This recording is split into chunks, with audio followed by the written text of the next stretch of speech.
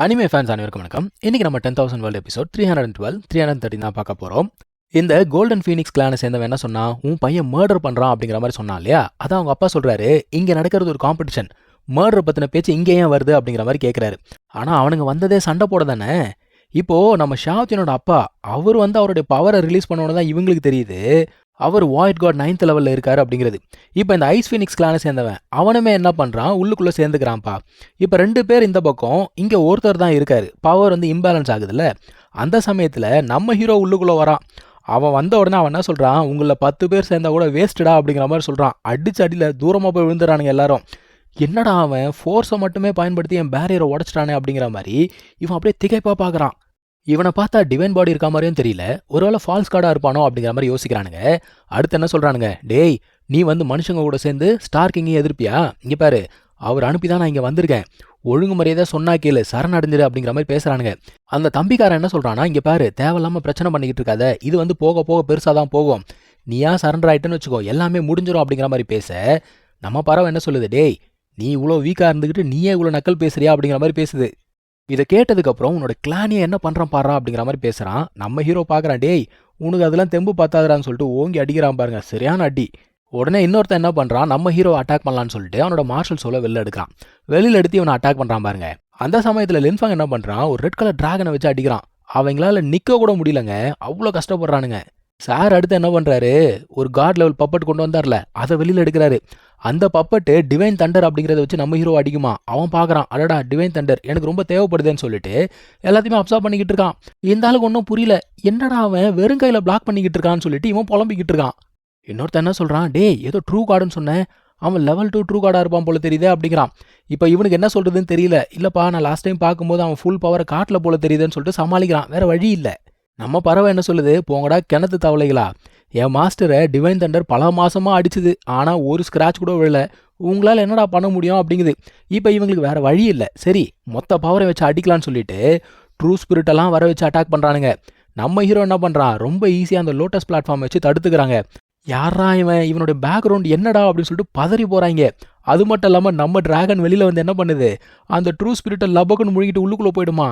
டேய் என்னடா என் கிளானோட ஸ்பிரிட்டை இப்படி முழுங்கிட்டு அது பாட்டுக்கு போய்கிட்டு இருக்குன்னு புலம்புறானுங்க. நம்ம ஷாவ்தியன் அம்மாக்கு இப்போதான் புரியுது எதுக்காக இந்த பறவை கொஞ்சம் கூட பயம் இல்லாமல் ஊர் சுற்றிக்கிட்டு இருக்குன்னு. இதுக்கு மேலே இவங்களுக்கு வேறு வழி இல்லை, இங்கேருந்து தப்பிச்சு போகலாம் அப்படிங்கிற மாதிரி பார்க்குறானுங்க. ஆனால் எங்கே தப்பிச்சு போகிறது, அந்த தாத்தா இருக்கார்ல அவர் ஒரு ஃபார்மேஷனை போட்டு அவர் பங்குக்கு சம்மடி அடிக்கிறாரு. இந்த ஐஸ் ஃபினிக்ஸ் கிளான் அங்கேருந்து எஸ்கேப் ஆகலான்னு பார்த்தா இவன் விட மாட்டேங்கிறான்.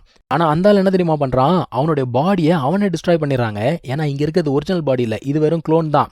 இது மட்டும் இல்லாமல் கீழே ஒருத்தன் இருக்கான்ல, அவனோட பாடியுமே பார்த்தீங்கன்னா ஒரிஜினல் பாடி இல்லை, அதுவுமே க்ளோன் தான். சாருமே கெஞ்ச ஆரம்பிச்சிட்டாரு, தயவு செஞ்சு எதுவும் பண்ணிடாத, இதெல்லாமே மிஸ் அண்டர்ஸ்டாண்டிங் தான், நான் உனக்கு காம்பன்சேஷன் கொடுக்குறேன் அப்படிங்கிறான். லின்ஃபங் என்ன சொல்கிறான், காம்பன்சேஷன் கொடுத்து தான் ஆகணும், ஆனால் இப்போ க்ளோனை டிஸ்ட்ராய் பண்ணி தான் ஆகணும் அப்படின்னு சொல்லிட்டு டிஸ்ட்ராய் பண்ணலான்னு பார்த்தா சார் அங்கேருந்து போர்ட்டில் ஓப்பன் பண்ணி எஸ்கேப் ஆகிடுவாரா. என்னடா இது எஸ்கேப் ஆகிட்டானே அப்படிங்கிற மாதிரி சொல்ல, அதெல்லாம் ஒன்றும் கவலைப்படாதீங்க, அவனால் தப்பிக்க முடியாதுன்னு சொல்லிட்டு இவனும் பின்னாடியே போகிறான். அவன் புலம்பிக்கிட்டே ஓடிக்கிட்டு இருக்கான். என்னடா இந்த பையன் இவ்வளோ ஸ்ட்ராங்காக இருக்கான், முதல்ல ஃபார்மேஷன் ரெடி ஆனோடனே திரும்ப வரணும், ரிவெஞ்ச் எடுத்தே ஆகணும் அப்படிங்கிறான். எங்கே போகிறது, அதான் ஒருத்தன் முன்னாடி நிற்கிறானே. ஸோ க்ளோன் பாடியை இங்கே டிஸ்ட்ராய் பண்ணி முடிச்சாச்சு. லின்ஃபங் திரும்ப வந்துட்டான். ஆனால் போனவங்க பார்த்தீங்கன்னா 2 கெஸ்ட்டை விட்டு போயிருக்காங்கல்ல. நம்ம பறவை பார்க்குது, டேய் உன்னை விட்டு போயிட்டாரா அவங்க அப்பா, நீ இனிமேல் இங்கே தான் கெஸ்ட்டு அப்படிங்கிற மாதிரி சொல்லுது. இவங்களை வச்சு என்ன பண்ணுறது அப்படிங்கிற மாதிரி யோசிக்கிறானுங்க. ஏன்னா அவங்க கிட்ட இருந்து பார்த்தீங்கன்னா டிவைன் மெடிசனு இதெல்லாம் வாங்க முடியும். அதே சமயத்தில் அந்த பொண்ணு ஒருத்தி இருந்தால அவளையும் கூட்டு வராங்க. அந்த பொண்ணு நம்ம பறவையை பார்த்தோன்னே, இங்கே பாரு நீ என்ன சொன்ன, நீ என்னை பத்திரமா பார்த்துக்கிறேன்னு சொன்னல, அந்த மாதிரிலாம் டைலாக் பேசுகிறா. நம்ம பறவை என்ன சொல்லுது, எது நானா சொன்னேன், எனக்கு ஏதோ ஞாபகம் இல்லையே அப்படின்னு சொல்லுது. அந்த பொண்ணு அப்போ கூட என்ன சொல்கிறா, இங்கே பாரு நம்ம என்கேஜ்மெண்ட்லாம் பிரேக் பண்ண வேணாம், நான் தான் தப்பு பண்ணிட்டேன் அப்படிங்கிற மாதிரி சொல்ல, நம்ம பறவை சொல்லுது, கொஞ்சம் நேரத்துக்கு முன்னாடி என்னை டோட்டலாக இக்னோர் பண்ணேன், இப்போ திரும்ப வரலான்னு பார்க்குறியா, அதெல்லாம் தேவையில்லாதான், நீ திரும்ப போ, நீங்கள் 2 பேர் தான் ஆக்சுவலாக கரெக்டான ஜோடி அப்படிங்கிற மாதிரி சொல்லுது. எப்பா முதல்ல இவங்க கிளானுக்கு சொல்லி அனுப்புங்க, டிவைன் மெடிசன் அப்படிங்கிறத கொண்டு வந்தால் மட்டும்தான் ரிலீஸ் பண்ண முடியும் அப்படிங்கிற மாதிரி ஒரு கண்டிஷனை போட்டாங்க. இப்போ இந்த ராஜாவோட பையன் இருந்தால அவன் கெஞ்ச ஆரம்பிக்கிறாங்க, அப்பாக்காக என்னை மன்னிச்சு விட்டுடு அப்படிங்கிற மாதிரி சொல்கிறான். அவங்க அப்பாவே அங்கே நிற்கிறாரு. இவன் பார்த்தோன்னா அதிர்ந்து போகிறான். என்னடா ஏன் அதிர்ச்சி ஆகிற, உயிரோட வந்துட்டேனே அப்படின்னு சொல்லிட்டு அதிர்ச்சி ஆகுறியா அப்படின்னு சொல்லிட்டு கேட்குறாரு. அவனா சொல்கிறான், அப்படிலாம் இல்லைப்பா, உங்களோட சேஃப்டிக்காக தான் நான் இதெல்லாம் பண்ணேன் அப்படிங்கிற மாதிரி சொல்ல, லின்ஃபங் உள்ளுக்குள்ளே வந்துட்டான். டேய் நீ தான் அவருடைய லொக்கேஷனை லீக் பண்ணதே, உன்னால தான் அவருக்கு அடிபட்டது, இப்ப என்ன மாத்தி பேசுறியா அப்படிங்கிற மாதிரி கேட்க, அவன் என்ன சொல்றான், டேய் சும்மா பொய் பேசாத, கண்டமேனிக்கு பேசாத அப்படின்னு உடனே இவனுக்கு கோவம் வந்துருச்சு. அவனோட மெமரி ஃப்ராக்மெண்ட்ஸை அவன் எதிர்க்கே காட்டுறாங்க. இதுக்கு மேல என்ன பண்ண முடியும், இதுக்கு மேல ப்ரூஃப் வேணுமான்னு பயங்கரமான ஒன்று விட்டுறாங்க. அப்போ கூட அவன் என்ன சொல்றான், அப்பா நான் தப்பு பண்ணிட்டு தான் ஒத்துக்கிறேன், தயவு செஞ்சு என்னை மன்னிச்சிரு அப்படிங்கிற மாதிரி சொல்றான். அவங்க அப்பாவால் அடிக்கவும் முடியல, இதை நீயே பார்த்துக்கோப்பா அப்படிங்கிற மாதிரி அவர் போயிட்டாரு. ஓங்கி ஒரு குத்து விட்டது தான், எகிரி போய் விழுந்துட்டான். அதுக்கப்புறமா அவனை அரெஸ்ட் பண்ணி கொண்டு போயிட்டாங்க. இப்போ இவங்கெல்லாம் உள்ளுக்குள்ளே உட்காந்து டிஸ்கஸ் பண்ணிக்கிட்டு இருக்காங்க. ஆக்சுவலாக அந்த தாத்தா வந்து நம்ம ஹீரோக்கு நன்றி சொல்கிறார், ஏன்னா இவன் தானே ஹெல்ப் பண்ணா. இருந்தாலுமே பிரச்சனை முடியல, ஏன்னா க்ளோன் பாடி தான் டிஸ்ட்ராய் ஆயிருக்கு. கண்டிப்பாக திரும்ப வருவாங்க அப்படிங்கிறது இவங்களுக்கு நல்லாவே தெரியும். அந்த கோல்டன் ஃபீனிக்ஸ் கிளானோட கிங் இருக்கான்ல, அவன் வந்து பார்த்தீங்கன்னா ட்ரூ காட் லெவல் ரீச் ஆகிட்டான். இப்போ ஏதோ ஒரு ஃபார்மேஷனில் ஒர்க் பண்ணிக்கிட்டு இருக்கானா, அது மட்டும் சக்ஸஸ் ஆகிடுச்சு. கண்டிப்பாக இங்கே வருவான், வரட்டும், சேர்த்து வச்சு ஆப்பு வச்சிடலான்னு சொல்லிட்டு நம்ம ஹீரோ சொல்லிக்கிட்டு இருக்கான். இப்போ அடுத்த கேள்வி என்னன்னா, இவங்க 2 பேரும் பிடிச்சி வச்சிருக்காங்கல்ல, என்ன கேட்கறது? ஏன்னா ஏதாவது ஒரு ட்ரெஷர் வாங்கணும்ல. நம்ம பறவை உடனே வேற என்ன டிவைன் லிக்விட், டிவைன் மெடிசன், அது இதுன்னு சொல்லிட்டு அடிக்கிட்டு போகுது. இருந்தாலுமே அந்த தாத்தா இருக்கார்ல, அவர் என்ன சொல்றாரு, இந்த 3 கிளானுமே ஒன்று சேர்ந்து ஒரு சீக்ரெட் பிளேஸை வந்து மேனேஜ் பண்ணிட்டு இருக்காங்க, கண்ட்ரோல் பண்ணுறாங்க. ஒவ்வொரு 30 வருஷத்துக்கும் ஒருத்தருடைய கண்ட்ரோலில் இருக்கும். இப்போ யார் கண்ட்ரோலில் இருக்குது அப்படின்னா, அந்த கோல்டன் ஃபீனிக்ஸ் கிளான் கண்ட்ரோலில் இருக்குது. அதை நம்ம வாங்கிக்கலாம் அப்படிங்கிற மாதிரி சொல்கிறாரு. இன்னொரு பக்கம் அந்த பொண்ணோட அப்பன் தப்பிச்சு போனால, தன்னை ரெக்கவர் பண்ணிக்கிட்டு இருக்கான்பா. இங்கே ஒரு மெசேஜ் வருது, என்னடா அப்படின்னு பார்த்தா நம்ம ஷாவத்தியனோட அப்பா. அவர் என்ன சொல்கிறாரு, இங்கே பாரு, உன் பொண்ணு உனக்கு வேணும்னு வச்சுக்கோயேன், divine medicine, divine stone, divine liquid எல்லாத்தையும் கொண்டு வந்துரு அப்படிங்கிற மாதிரி சொல்கிறாருப்பா. அவன் கொஞ்சம் நக்கலாக தான் பேசுகிறான். இருந்தாலும் இவர் என்ன சொல்கிறாரு, இங்கே பாரு, இன்னொருத்தர் க்ளோனையும் டிஸ்ட்ராய் பண்ணியாச்சு, இப்படியே பேசிகிட்டு இருந்த, உனக்கு தான் பிரச்சனை, எப்படி வசதி அப்படின்னு கேட்ட உடனே, ஒன்றும் பிரச்சனை இல்லை, நான் கொடுக்குறேன் அப்படின்னு ஒத்துக்கிட்டான். இருந்தாலும் அவர் போனதுக்கப்புறம் இவன் என்ன யோசிக்கிறான், இன்னும் பவர்ஃபுல்லான ட்ரூ கார்டை கூட்டு வரணும் போல தெரியுதுன்னு சொல்லிட்டு யோசிக்கிறான். இது திருந்தாது.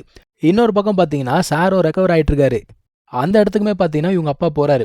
இவன் பார்த்த உடனே கேட்குறான், உனக்கு எவ்வளோ தைரியம் இருந்தால் என்ன பார்க்கறதுக்கு வருவே, உன்னெல்லாம் சும்மா விட மாட்டேன்டா, என்னதான் உனக்கு வந்து ட்ரூ கார்டோட ஹெல்ப் இருந்தால் இஷ்டத்துக்கு ஆடுவியா நீ, என்ன பண்ணுறான் பாரு அப்படி இப்படின்னு சொல்லிட்டு பேசுகிறான். இங்கே பாரு, எங்கள் அப்பா கிட்டே இன்னரிட்டன்ஸ் இருக்குது, அது வந்து ஏன்ஷியன் காட் இன்னரிட்டன்ஸ், சாதாரண ட்ரூ கார்டோட பயங்கர பவர்ஃபுல், கண்டிப்பாக நான் ரிவெஞ்ச் எடுத்தே தீருவேன் அப்படிங்கிறான்.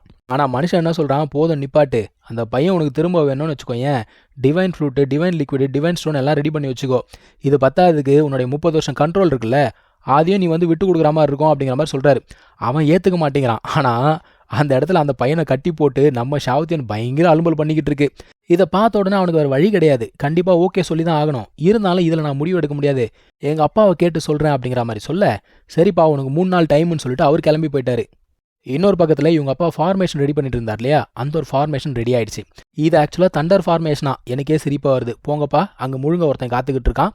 இப்போ இவன் என்ன சொல்கிறான், இந்த மாதிரி மன்னிச்சுக்கோங்கப்பா, நான் வந்து தோத்துட்டேன், அவன் வந்து பயங்கர ஸ்ட்ராங்காக இருக்கான், at least second level of true god லெவலில் இருப்பான், என்னை மன்னிச்சுக்கோங்க அப்படின்னு சொல்கிறான். அவர் என்ன சொல்கிறாரு, எனக்கு ஏற்கனவே தெரியும், ஏன்னா அந்த பப்பட்டில் இந்த மார்க் எரேஸ் ஆன உடனே எனக்கு தெரிஞ்சு போச்சு அப்படின்னு இந்த மனுஷன் சொல்ல, இப்போது இவனை பிடிச்சி வச்சுக்கிட்டு இவனுங்க பேரம் பேசுகிறாங்களே அது எல்லாத்தையும் சொல்கிறான். இந்த 30 வருஷம் கண்ட்ரோல் அவங்க விட சொல்கிறாங்க அப்படின்னு சொன்ன உடனே இவர் யோசிச்சுட்டு என்ன சொல்கிறாரு, சரிடா ப்ராமிஸ் பண்ணி கொடுத்துரு அப்படிங்கிறாரு. என்னங்க சொல்கிறீங்க அப்படின்னா, அந்த இடத்துல டிவைன் லெவல் ரெஸ்ட்ரிக்ஷன் இருக்காமா, அதெல்லாம் உள்ளுக்குள்ளே போய் ஒன்றும் கழட்ட முடியாது, ப்ராமிஸ் பண்ணி கொடுத்துரு அப்படிங்கிறாரு. இங்கே தான் இந்த எபிசோட் முடியுதுங்க. நம்ம அடுத்த எபிசோடில் கண்டினியூ பண்ணலாம். தேங்க்யூ ஸோ மச் ஃபார் வாட்சிங். Take care. பை.